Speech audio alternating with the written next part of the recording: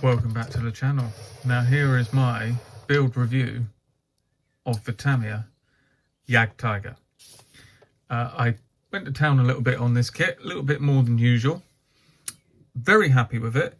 The turret hatch, well, commander's hatch, in case you think, oh, I've replaced that for more detail. No, I lost it and it never turned up, so I had to scratch build one.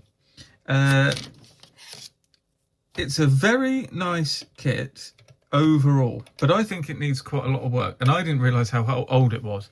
It's 2008 Tamiya, which in 2025 is quite old. So what did I do? I put a metal gun barrel in it. Now this was slightly problematic because it had you screwed that into that. I think this is the ABBA barrel. So you screwed this piece into this piece, and that goes all the way back in there. And there was a join there, and I couldn't for the life of me get that join to disappear with filler until I used milliput, and that seems to have sorted it. And that was, well, a year and a half ago now, and it's not come back, so I'm pretty certain that's going to be okay.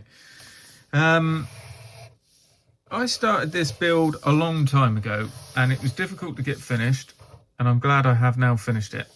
I've thrown a number of techniques at this that I hadn't done before, which is flame cuts, down here, down there, a few other places, adding actual texture, not cast texture, a bit like the old night shift kind of way that everyone does things now. Chucking in a bit of rolled steel texture, shall we say. Tried to improve every little bit I can.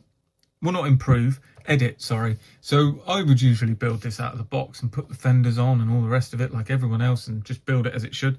But I thought, no, I want to try and push myself a little bit, not worry about what the actual tank I'm building looked like.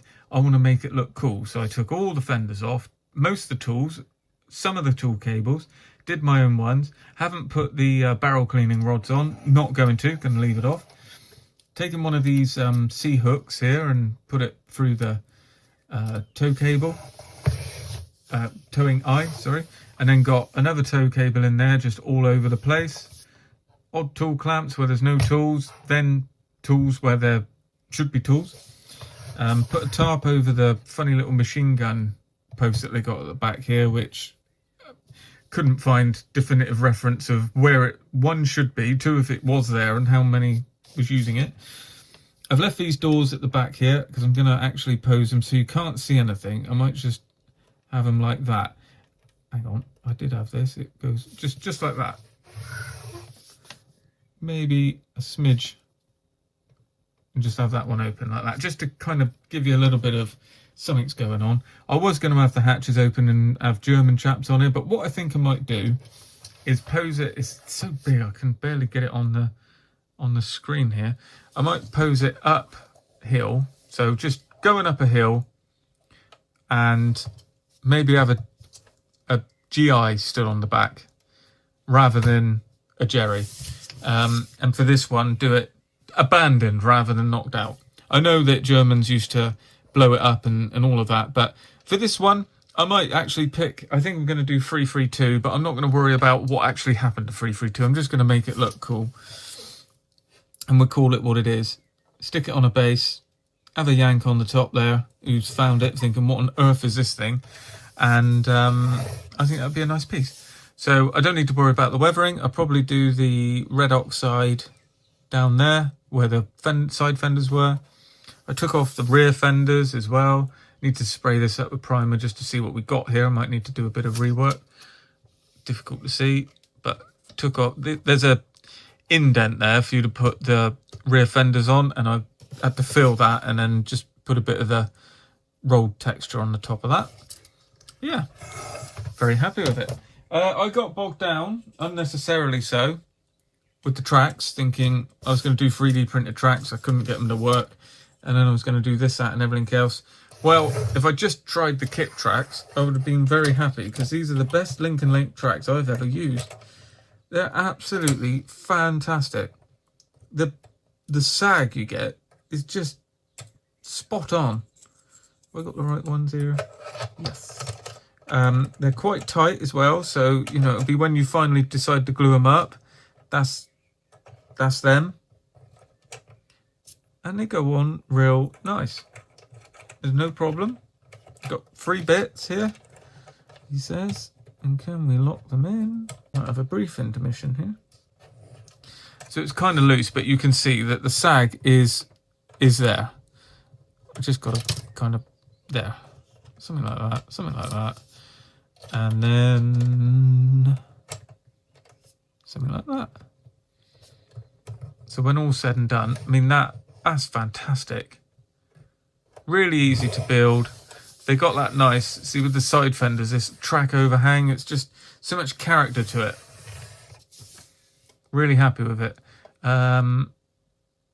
It wasn't about sort of doing everything, if you know what I mean. It's not about correcting the model as such. It's about trying to make a nice, cool piece out of what we got. So I don't want to throw full model tracks at this because that was going to be another 40 quid. It's not that kind of build for me. I've chucked a Eureka cable in it. I've put some 3D printed tow cable clamps and tool clamps. Bit of wire for the light. I want to do the breather tube thing at the back here. But other than that, I've run with the kit tool clamps. Just drilled out the handles. Perfectly adequate for me. And I'm very happy with that. And got the kit track hangers as well, where there's different coloured ones, because I kept breaking them by picking it up like this. Bear in mind this model's survived a house move and being abandoned twice. I've done some sort of, tried something a bit different here, rather than going with actual cut steel marks all along here, because I couldn't see it on the one at Bovington.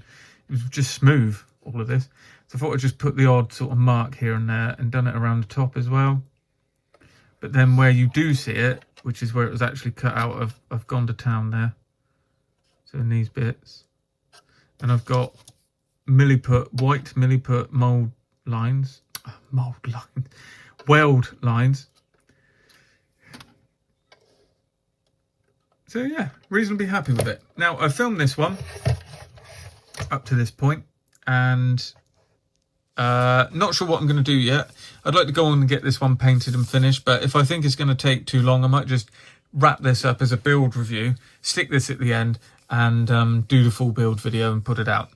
But yeah, overall, very happy with it. Some new techniques in there, just what I like to try and do when I'm at the bench these days, and I'm very pleased with it. So hope to get this one to a finish before too long. I don't want it to go on forever.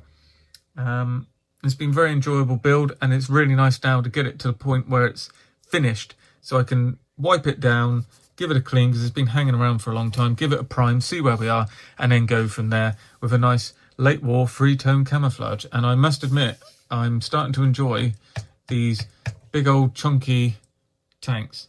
There's nothing quite like it. As always, thanks for watching. Let me know your thoughts down below, and I'll see you in the next video.